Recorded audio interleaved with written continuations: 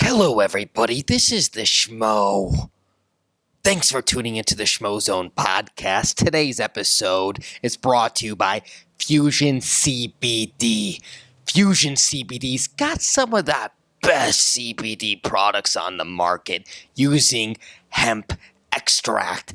All their stuff is third-party tested, whether you want it from your coffee beans, when you want it from your vape pens, when you want it for sleep, when you want it for recovery, when you got it for your athletic mineral water. Fusion CBD has it all.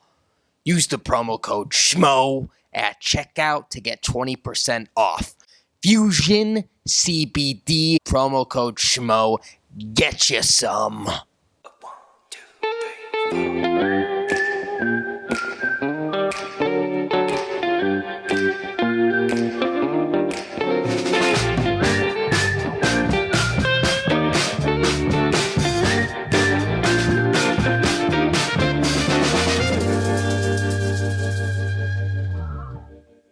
Welcome back to the Schmozone. This is episode 24 of the podcast. I'm Dave Schmulenson, aka the Schmo. And I'm Helen Yee Sports. And we're joined with the one and only, the California kid, the Hall of Famer. What's up, guys? Uriah Faber. I feel like I'm underdressed, man. Why? Look at this beauty. Look at this beauty. You know, You always look good, you know. I'm just wearing a t-shirt. She stepped it up. Always. And by the way, we walked here from our hotel in the 100 plus degrees with all humidity. We were both sweating our asses off, but she still looks good, right? Absolutely. Absolutely. Apologies for the scent. Hey. I haven't smelled anything bad yet, so. Well, David. If it gets bad, we'll let you know. Yeah, we well, will. he gave me man's perfume or man cologne. It was, what's that word? Unilateral. It can work for both men and women. Unisex. Unisex. Yeah. That's right. It's unisex. Really? It works. Smells like man to me. No, it works. Okay, you smell like man. I smell like a girl. Okay, we're even. You smell like he smells like a girl because you wear women's deodorant. If I wear deodorant, which I never do. How do you not wear deodorant? You're lucky. I have to explain this to people. Think of a pond, think of a puddle, think of a river. Okay, a river is constantly flowing, and it's like fresh water coming. Like the snow melts and comes off the mountain, runs through the river. A pond is like something feeding there, everything's sitting there, and then a puddle is like just some shitty water that's gonna go rotten and breed a bunch of bad things. I'm a river. I'm sweating all the time, and when you're a river, you don't stink, so I don't need deodorant. So you're saying because you're always sweating, the scent, the stench, it just flows off of you like a river. The water just flows off of you. I think it's more of just it's a constant replenishment for whatever reason. Like when you're not stagnant and you're like constantly flushing, I just don't stink. I don't know. No BO. No BO. Blessed with great genes. Yeah, lucky. Mine's like spicy. You know what? It's changed as I've gotten older. Actually, the less active I am, like I can eventually, on occasion get a scent. Like I was like smelling kind of ripe yesterday when I was sitting around in my room, not working out. Like if I don't work out, then I can stink. And to clarify, we are currently in your hotel room right here in the W in Abu Dhabi. You just got out of quarantine too, right? You just had your 48 hours. I called up and had a quarantine breakdown on the front desk guy. I feel bad for him. It was like 3:30 in the morning, and I'm like, where's my fucking wristband? It's been over 48 hours. He's like, I'm sorry, someone's going to call you, and maybe 8 in the morning, and blah, blah. I'm like, look, you have to realize we're dealing with time zones from across the world. I've got Ricardo Ramos from Brazil, and Narimani from the UK, and I'm from California. We're working out now. I'm not waiting on time that fits Abu Dhabi. We're operating in a different time zone. He's like, okay. I said, can I get your advisor? Who can I talk to? Can you put me in touch with someone? And then, lo and behold, I walk outside and the wristband had been sitting there for a couple hours. I felt terrible. But here we are. So have you had a chance to explore yet? Or check out the Octagon on the beach? Nope. I've been here. I've been up, hanging out, chilling in the hotel. Yeah, we can't go anywhere without these wristbands. We took our 5th COVID test this morning. We need them changed They're today, gonna actually. they're gonna end up changing these out. I think actually they bring it tomorrow. Because it takes like 24 hours to get the results back. But you're cornering 2 fighters. You just brought up their names. You have Ricardo on the 15th. Yeah. And then you got the I believe it's the Nat on the 18th. The 18th, yeah. And we had Holloway on Pavia yesterday, but because Fabio Prado had a visa issue at the last minute, he wasn't able to corner him, and Howlon was basically out here, and had to make do without a ton of help, and he didn't make weight, but he won the fight, and that guy's been through so much as is, so I was happy that happened. I wish I could have been here a little earlier to get in his corner as well. And Ricardo, he's ready to rumble. Nad, he's just out of quarantine also, and we're excited for the week. A lot of 145ers out of Team Alpha Male. Yeah. Grooming them all from the gym. Yeah, we got 25s, 35s, 45s, 55s. We've got some amazing 70-pounders, but I got to get Sean Shelby to crack the door open so we can knock it down, It's been hard to get guys in the door these days. But speaking of the 145ers, what did you think of the Max Holloway, Alex Volkanovski, their rematch? And who'd you score it for? I couldn't get the actual main event here, so I had to go on. My boy Zach Zane was bootlegging like pieces of the main event on his Instagram, so I watched like a portion of it, like the last half of it, but and then I watched the highlights over and over again because they have 2 channels that are dedicated just to UFC here, and I thought that Max had done enough to win, but it's hard to say. Same thing has happened to me in the past where it's the fight's so close you can't really say that you've been ripped off if you lose, but you easily could have made a case that you won, and I feel like that was one of those fights. Do you have any 10-8 rounds? I think everyone was looking at that 3rd round as being the real questionable round because the first 2 rounds, Max, championship rounds, I saw it Volkanovski. Obviously, Volkanovski got those takedowns late, wasn't able to keep him down, but I think Max had dropped him twice. Mm-hmm. He had that head kick. Yeah. Knocked him down with the right hand, too. I mean, just the judging. Yeah, I mean, here's the hard part about judging. And there's some things being worked on, associated to the UFC, not associated to the UFC. But the truth is, if you're a judge and you haven't been in an intense grappling match, in an intense wrestling match, in an intense boxing, situation, either sparring heavily or,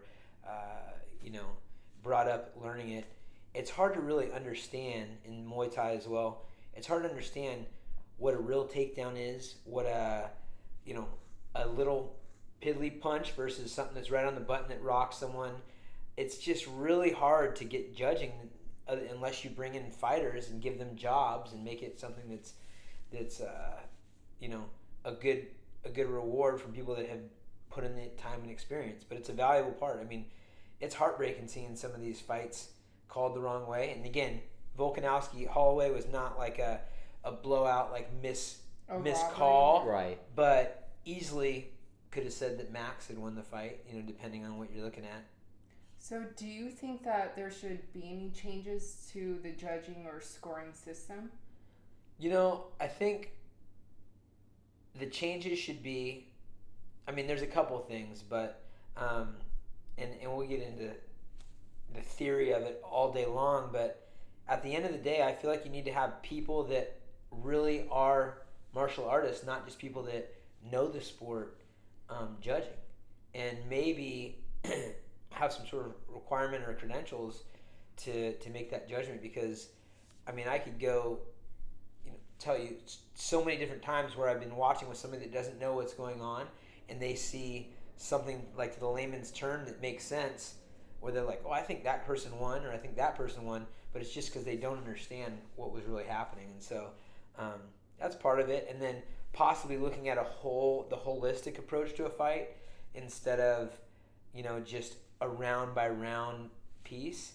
And I always tend to look at the later part of the fight as a more important part of the fight, because in the real world, and I've always said that this fight game is really just a simulated death match that's why people are alive, because there are rules in mixed martial arts. If this was to the death, a lot of people, some commentators out there even that I know, would not be alive right now.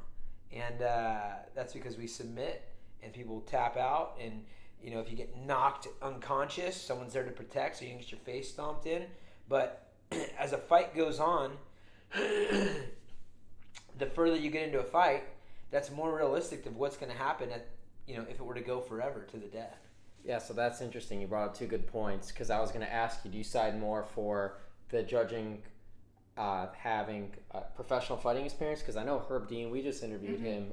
He had 5 professional fights too, and he's looked at as the gold He only standard. had 5? He had 5 professional fights. So he was 2-3 also, so he's kind of under 500. Well, doesn't matter though, because he still got in there. Let me tell you a great story about Herb Dean. Let's hear it. Okay, so Herb, he was there at the beginning of my career in the Indian casinos before it was legal in California, and I was in college, and I had a high school friend named Randy Helmet that was an offensive lineman for my high school football team, and I was at UC Davis, which is about 45 minutes away from my hometown, a small town, and I heard that Randy Helmet, who never wrestled, never boxed, anything else, but was a big, strong guy, was going to do a fight, an MMA fight.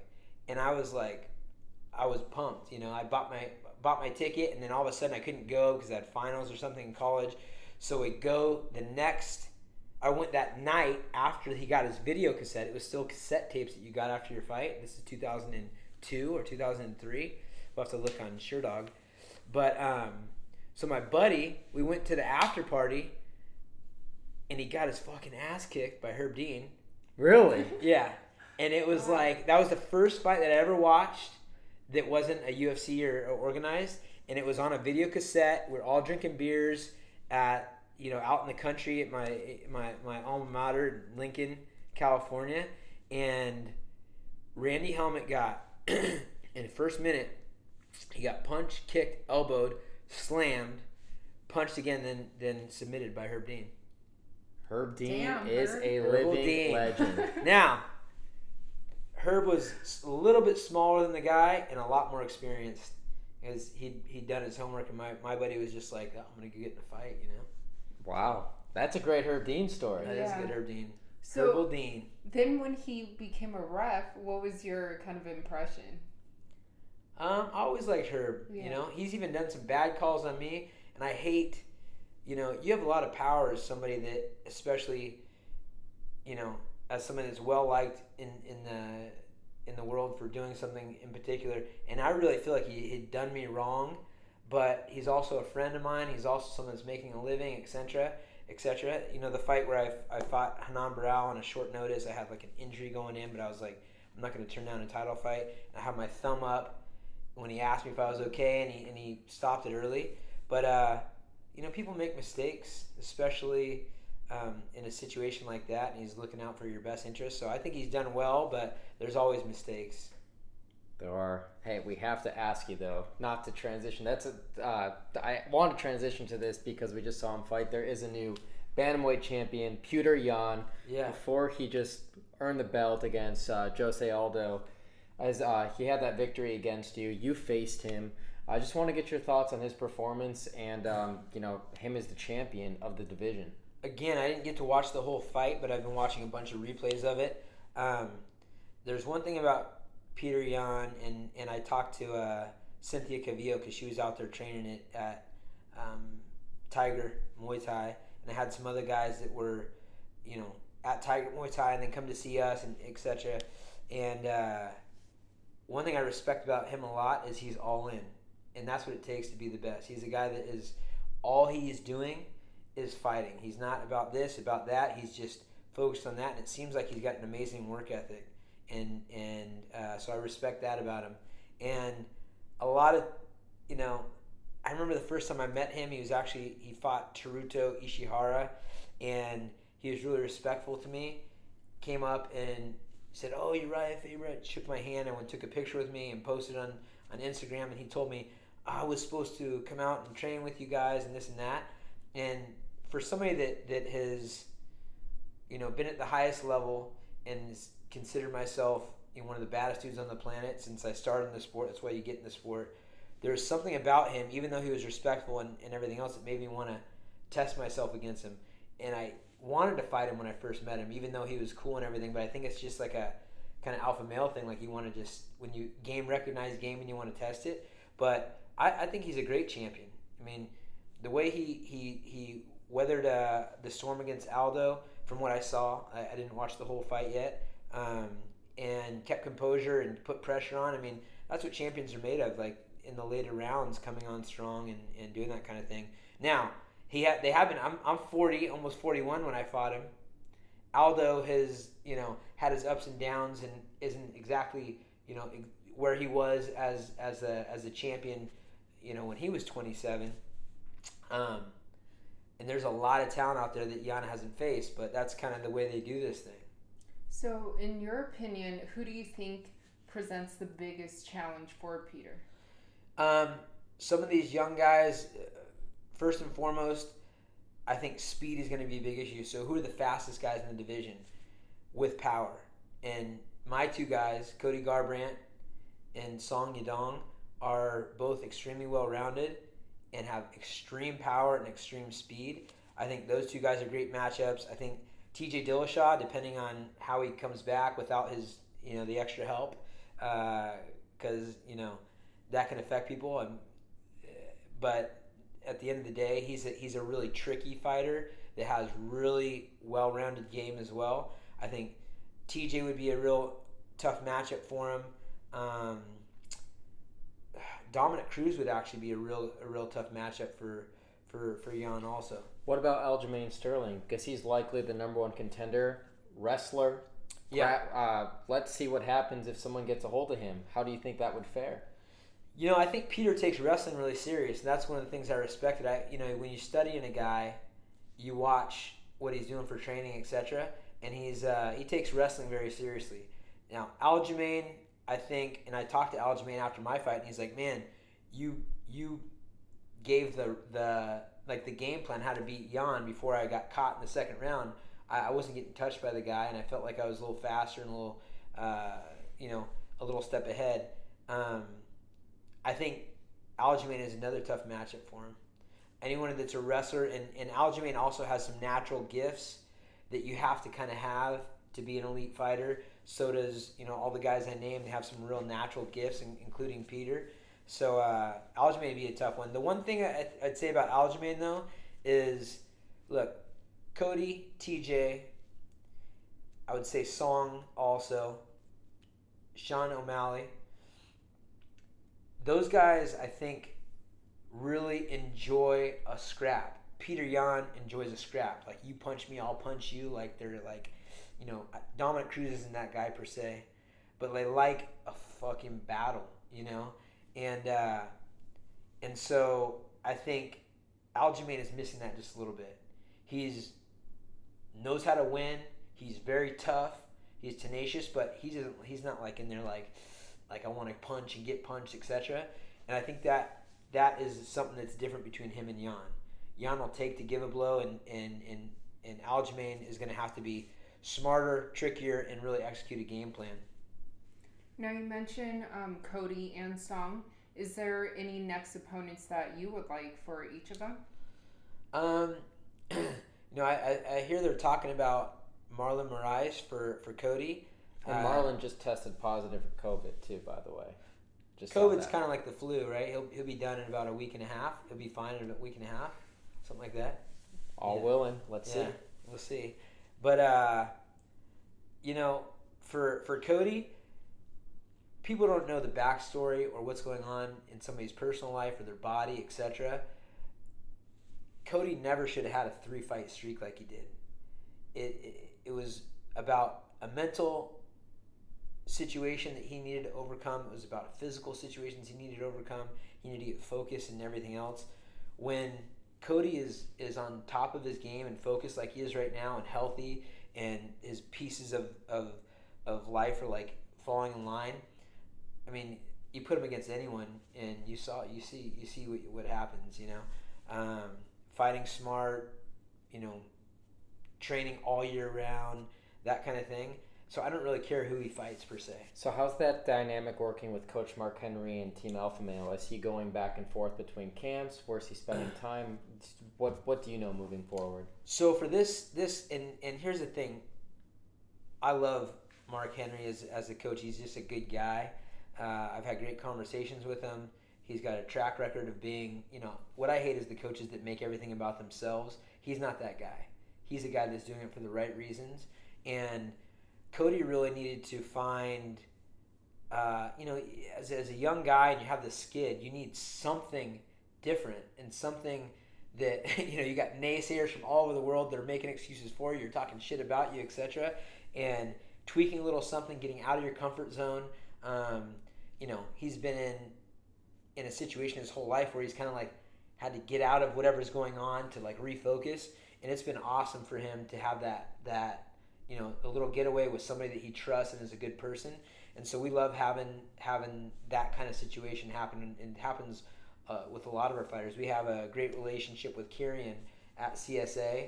Andre Touchy-Feely works out and has him in the corner. By the way, Touchy-Feely, I don't know if you saw that. I had Dana on the podcast. Yeah. I'm shocked he didn't get a $50K bonus. Dana literally texted him behind the scenes or texted his people. Got him a $50K for that fight of the night. Performance of the night. So I'm part responsible for getting him $50K. Appreciate it. He just bought a house, so that you helped out. Let him know, man. I'm still waiting for my 10%, or I'll take anything. Yeah. So this last training camp, Cody had done a lot of being in New Jersey and being in Sacramento until like the 8 weeks he was with us before the fight. And partially because of coronavirus, and I wasn't even sure if Coach Henry was going to be in the corner, and we really made the best of it. I mean, we had great focused sparring with Song in the room, and Josh Emmett and Andre Feely, and the list goes on of guys that were there just to focus and be there. Chris Holdsworth has been a longtime coach for Cody, Danny Castillo, Mike Malott, one of our longtime coaches, and Cody had a great recipe of just things being catered for him, and he loves that. And I think it's going to be a great marriage moving forward. And we have a great relationship with Mark Henry and those guys out there, and I think it's going to be good for him. Now, we saw you in Jacksonville, and that's where Song Yadong he fought. What do you see is next for him? Song wants to fight in September. Song is a really young guy, and he's got all the attributes to be a champion. And some of the things that he faced in the last fight, coming on a short notice fight, I wouldn't have done that unless I really thought that he was going to be able to win. He was in a rough spot because the quarantine was happening and he wasn't training up until we took that fight. I think you put him up against anyone in the world also, and it's a good matchup. But I'd like to see him get somebody that moves him up the ranks. He's got 2 wins that were fairly controversial, but if you look at the fights, he won the first 2 rounds in my mind decisively, and then kind of petered off towards the end. The one against Cody Stamen especially, he was in his own head because he had done this illegal knee, and he was like, his Chinese perfectionist mentality was just like eating at him, and it like he lost focus a little bit, and then so he got held down a little bit in the 3rd round, but he'll be a world champion as well. I did want to go back to Cody because the one part I wanted to get to was what would be next for him, because Sean O'Malley had called him out. I think Sean is fighting Chito Vera on that Stipe DC card August 15th. Is that a fight that Cody wants, or yeah? Where does that kind of stand? In Cody's opinion, because I've talked to him about this, and I didn't know. Like, I like Sean O'Malley. He's a good guy. I feel like I really like that he's got some star power, and he's unique, and he understands marketing, and he's also, when I saw him submit Gomi in that grappling match that was in Vegas, I was like, wow, this guy's been working on his ground game, and he's obviously got some great power. Cody wants to fight him. Cody's the kind of guy that like it'll just eat at him if somebody is getting a bunch of love and he's and he knows that he can whoop the guy, and so that's kind of what he said. I said, he goes, I want to fight that guy. If he wants the bonus, I'll fight him for it. That's what he told Dana, and he said that he feels that Sean O'Malley is ducking and cherry picking opponents, which I don't think is the case. I think the UFC's They're trying to build him up. is trying to build him up because he does have star power. So he's not by any. That's not up to Sean. Right. So Cody's like wants to fight him. I think the UFC's like, well, hold on, we gotta someone trying to build up. Don't knock down our sandcastle, and that'll be a fight that happens in the future. It's a good collision course that's it's destined to happen. And Song is in that same boat. Yes. With Sean O'Malley. It's a loaded division. Is it the hottest division in the MMA to you? Absolutely, 100%. And I mean, if you look at what's happening right now, you've got Yan that is like that guy's a world-class striker, got a great mentality. He just beat one of the best of all time in Jose Aldo. Like, Aldo is legitimately one of the best of all time. How do you go on a 12-fight win streak, beat the guys that he beat, be such a class act in such a hard division? Then you've got Frankie Edgar, world champion, 155 pounds. You've got Cody Garbrandt. Now you got TJ Dillashaw coming back in the mix, and you got Dominic Cruz in the mix. And that's not to mention all the rest of the guys. You've got Sandhagen and Aljamain and Sugar Shane O'Malley, and you've got Song Yadong and Marlon Moraes. Moraes, and then you've got the guys that always are getting overlooked, like what's his name? Rob Font. Cody Stamen. Cody Stamen stuff. We're just naming names now. No, but Pedro Munhoz. Pedro Munhoz. That poor guy. Jimmy Rivera. I want to come out. Jimmy Rivera. Yeah. Okay. All right. Let's not get overboard. We're not just naming names. We're not naming. No, Pedro. I would fight Pedro just because I like Pedro. And that's kind of the same thing with. I would rather fight people that I have some respect for, that are high class guys, and so that's a fight that I would take because he's asked for it politely, and I think. So when would you take it? Ideally, this has been weird for me. As you know, I have a baby on the way. Congratulations! And you had retired. You had retired. You come back. Yeah. You great job against Ricky Simone. Yeah. Then you fight Pewter, who's now the champion. Yeah. I mean, you're over 40 now. You're not Tom Brady's age, but you're close to it. I mean, what's in the tank? What do you want to do? You're coaching here. So honestly, I stepped in on that short notice because the Cheeto Vera situation. I told Sean Shelby prior to keep making this fight with Song.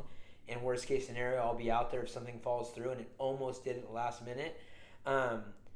But for me, because of the quarantine and the COVID situation, and people didn't know at the time that I had a baby on the way, I was on strict lockdown. I would have been training all the way through that whole time, but I just wasn't. And then I was like, you know what? That short notice opportunity, was there, and I was like, you know what? I'd take that fight. But I really haven't gotten back into the swing of training. I think now because of the baby, it's baby's going to be due in October. I think I might have to wait till after the baby comes in. But I'm down for taking fights. I think the intrigue for me is the window is definitely going to close in the next few years. I could be a guy that fights till Dan Henderson and Randy Couture and Chuck and some of these guys that go forever and forever. I just don't see that for me. I definitely think it would be fun to get in and mix it up. I know that's one of the reasons I wanted to fight Yan is because I know that he's world class and I want to test myself against that. So I don't know. I'm open for fighting people. I think it's a great time to stack some cash, especially with another baby on the way and how fragile the world is. It's a good time to have more money, and it's the best way to have fun and make money amidst the other things I'm doing. And so it's very intriguing. So will you ever know when enough is enough? Will you ever know when, okay, this feels right, or will you always feel like you'll have that itch to go back? And the competitive spirit. Yes. The competitive spirit, I get that out in the room. Like, if somebody new comes into the room and he's kicking people's butt, I will put on my gloves and put my headgear on and just do some rounds because, I have that in me for whatever reason. Will that go away? Probably, when it stops being something that is happening to me. You know what I mean? It's almost like a dog that sees two dogs fighting. You have to pull him because he wants to go join in. also in the jiu-jitsu arena. When I was retired, I was going against world-class jiu-jitsu players just to do it. And every single time I went and was having a jiu-jitsu competition, it was under different rules. It was like, you know, in this one you can butt scoot, and this one you can't, and this one you get points, and this one you can't, and this and that. So I'm just going in there like, okay, let's fight the toughest guy, whatever the rules are, and I'm just going to try to submit him or try to, you know, hit my couple moves. So for me, it's about, you know, when I stop getting that feeling and when I stop being competitive, because I am testing myself just because I like doing it.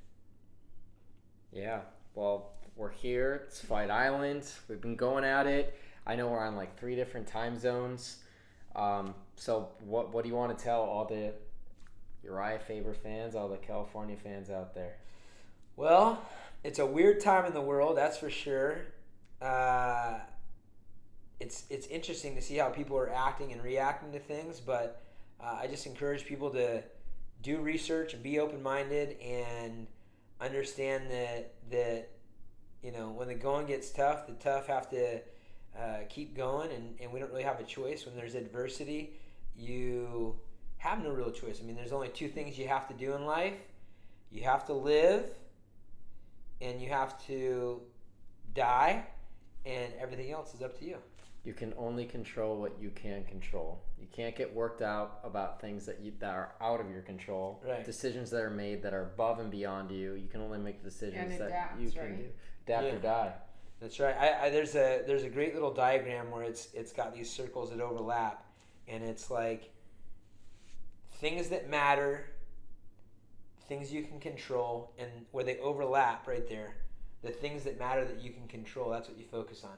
The things that don't matter, don't think about it. The things that you can't control, don't think about it. And that's easier said than done, of course, especially in today's age where everybody has an opinion and there's all this shit being thrown at you. But there it is right there. There's things you can control and the things that matter, the part that overlaps, that's what you should focus on. So I try to do that. Great diagram. Yeah, the California Kid. Thanks for hopping on the Schmozone podcast on the road here in Abu Dhabi.